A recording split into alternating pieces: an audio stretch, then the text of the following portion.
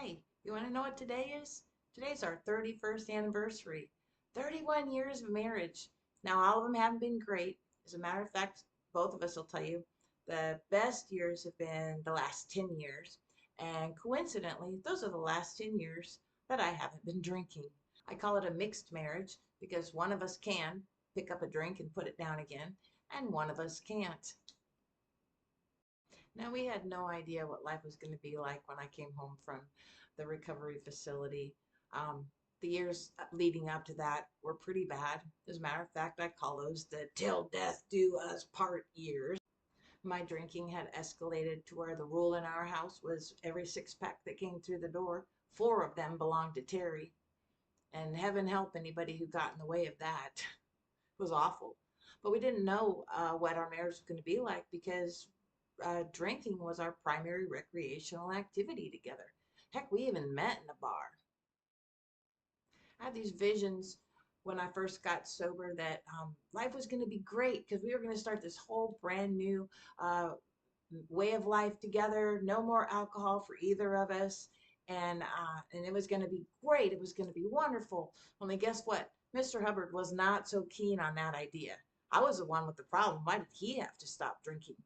And at first, I thought that was terrible because all the my peers in recovery, they were talking about how their spouses and their family were going to stop drinking with them to help them out, go to Al-Anon meetings. So I felt like a victim. So much so that the first time when he brought alcohol home, he brought home a six pack of beer in the backyard, and I was furious. I called my sponsor and I was going to tell on him, and someone was going to rip him a new one, by golly. My sponsor, she did not let me have a pity party. She asked me what I was afraid of.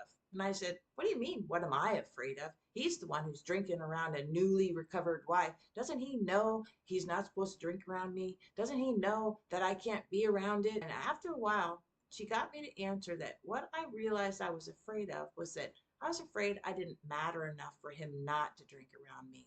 I was putting the weight of my I matter on somebody else's shoulders, the weight of my happiness. And what she got me to see was that if my happiness and my well being are dependent on somebody else's behaviors, I'm doomed. My fears were causing all this victim mentality. I was afraid of being alone. I was afraid of divorce. I was jealous because he was still getting to do something that I could no longer do. I was angry because it just didn't seem fair. Another thing I learned is that I didn't need to decide or predict the future. I could just take life one day at a time.